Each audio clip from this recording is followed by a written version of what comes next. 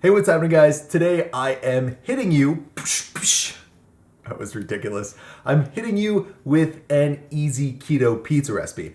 And by easy, I mean this pizza, it's 2-minute keto pizza. That's how easy it is. It's single serve, it has less than 5 net carbs. It's incredibly delicious, and I've got a funny feeling when you try this, you're gonna be absolutely obsessed with it. That being said, let's get right into the recipe and I'll show you how to make keto pizza in just 2 minutes. All right, so the first thing we'll want to do is get out either a large measuring cup or a medium-sized bowl. Then we're going to add that to our food scale and start measuring out our dry ingredients. The first of which is going to be almond flour. Almond flour is the main ingredient and the base of today's single-serve keto pizza, and we're going to be adding just less than 1/3 of a cup or 42 grams of it to our bowl.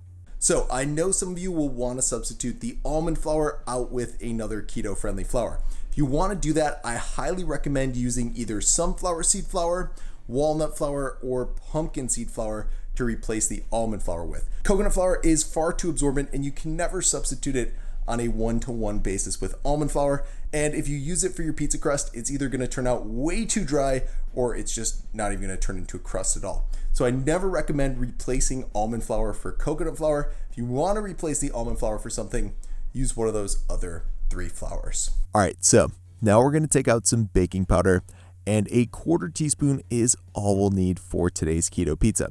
Once we've added that, the next thing we'll want to get out is some xanthan gum. And again, a 1/4 teaspoon is all we'll need for our pizza. By the way, if you don't have xanthan gum, you can totally replace it with guar gum. So now at this point, we're gonna add a little bit of salt, and then to really add some flavor to the pizza, we're gonna add some garlic powder and then some onion powder as well. So that's it for our dry ingredients, and the only wet ingredient we'll be adding is water. We're gonna add 2 tablespoons or about 22 grams of water to the mix, and then when we've added that, we're all set to get out a small spatula and mix everything until a thick, sticky, pasty-ish kind of dough starts to form in the bowl. All right, so once that happens, you'll want to get out an 8-ounce ramekin like this, coat it with baking spray, and then add the dough to it. Now at this point, you'll want to spread the pizza dough out evenly in the ramekin, but before you do, I highly recommend coating your spatula with a little bit of water because this way the pizza dough won't stick to the spatula when you're spreading it out. Anyways, when you've spread it out evenly in the ramekin, you'll want to microwave the pizza dough for around 1 minute.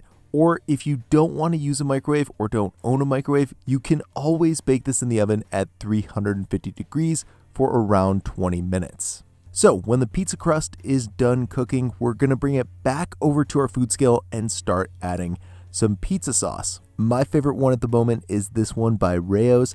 It's so good, super tasty, tons of flavor, and there's no added sugar, and every 1/4 cup serving only has 2 net carbs, which is just amazing. That said, for today's single serve keto pizza, we won't even need a serving. We're only going to use 2 tablespoons or 30 grams of the pizza sauce.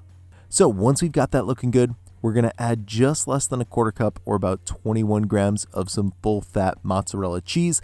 And then, of course, we're going to top our keto pizza with some mini slices of pepperoni. Now, when we've got all of our pepperoni added to our pizza, that's when we're going to cook it one last time. So for the microwave version, you'll want to offset your ramekin to the left side of your microwave and cook it for 30 seconds. And then once that's done cooking, you'll want to offset it to the right side and cook it for another 30 seconds. And I know it seems silly to cook it like this, but the main reason I'm doing it is because the pizza will end up cooking more evenly. Now, if you're using the oven method, just set your oven to broil and cook the pizza for just a few minutes, really just until the cheese melts. And then check this out. How amazing does this single serve keto pizza look? I mean, look at this. Look at the crust, the cheese, the sauce.